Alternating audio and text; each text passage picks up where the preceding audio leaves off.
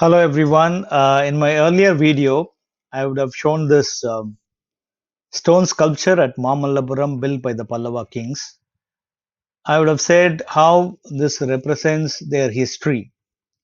As we all know that there is a mixed opinion from the historians regarding the Pallava origin. And in my earlier video, I had said that Pallavas are definitely of Tamil origin. They are descendants of the Chola king, a Chola prince and a Naga princess.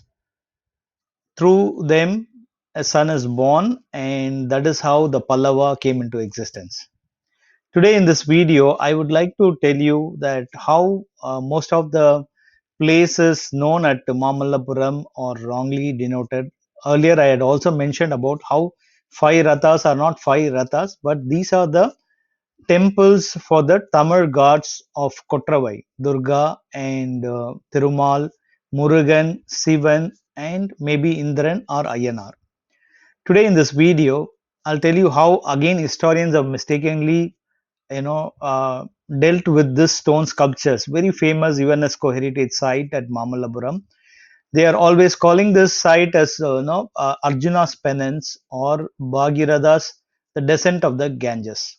What they mean to say is Arjuna is doing a tapas with to Shiva to get some weapons, or sometimes some other people talk about Bhagiratha is doing tapas to bring down the Ganges. Let me explain here how both these interpretations are wrong, because this is a stone sculpture. In the middle part is the Naga princess, and the Naga prince is there. That I feel it is the origin of the Pallavas. That is what the middle portion depicts. But whereas there are so many other sculptures here, there are humans, there are flying gods, there are animals here. None of the historians have linked this. What is this? The meaning of this? Today, let me tell you. A great deal of the stone sculpture has got many stories from the Panchatantra. You must have heard about Panchatantra. Panchatantra is not children's stories. These are all the ageless wisdom of the sages or munis, you call it. This is for the wisdom for the kings, the stories through which they had educated the kings in those days. Right? Panchatantra is a collection of five books. The first book deals with how one loses friends or the allies, you call it in terms of the kings. How to win back the allies or the winning of friends is the book number two. And the third book deals with war and peace. It is otherwise known as Crows and Owls. The fourth book deals with how you lose what you have already gained. The fifth book on hasty actions. Okay, here let me tell you or explain to you. Okay, here you see the famous group of elephants, walking. Okay, this is the famous story in the book 3, The Crows and Angels. The story name is The Hare Who Fooled the Elephant King. Hare means a rabbit. How it fooled the Elephant King. Okay, a group of elephant in search of water. They find a water by a lake called Moon Lake. Very serene lake or a hidden lake inside the jungle.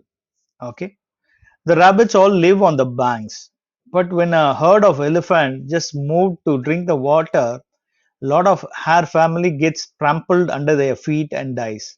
So they think upon an idea, and then they one of the rabbit goes to the elephant king and says that the moon god will get angry if you come this way. Go and find water elsewhere. Okay, then the elephant goes to the moon lake and enters it.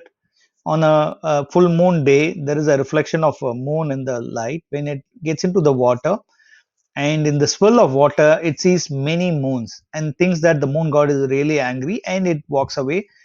From that day onwards, they don't come and disturb the rabbits. That is what it is. You see the group of elephants, and this rock below this, you find, in rainy days you'll have water here, and if it is going to be a full moon day, that is what they had. Here you see that, there is a cat here who is doing tapas. Okay, or this is also another story from the Panchatantra. The story name is the cat's judgment.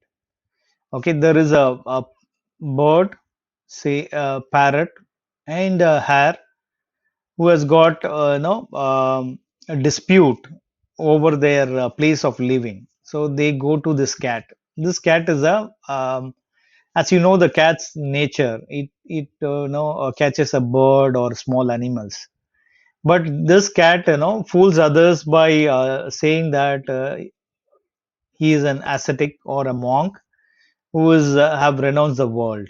And they both go, and this is what the story is all about.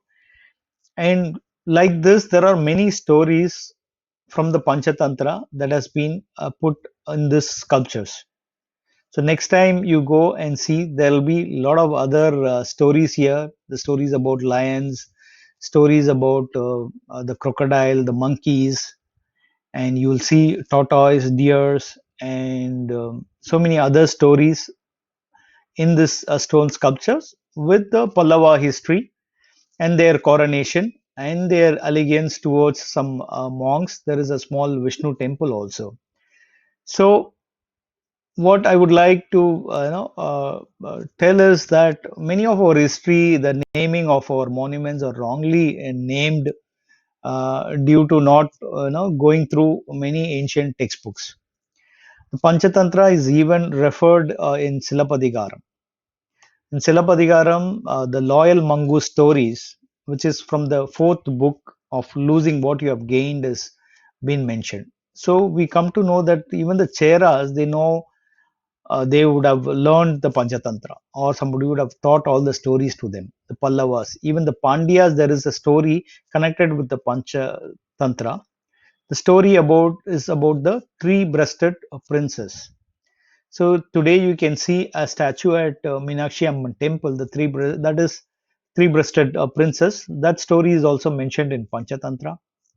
So the Panchatantra is one of the classical literary works with a lot of wisdom.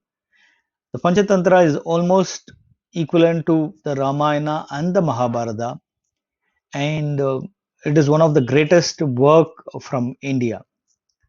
So this Arjuna's Penance should be renamed as stories from Panchatantra or the history of the Pallavas and the stories of the Panchatantra. That is my opinion. Thank you for watching. Do subscribe to my channel. Thank you.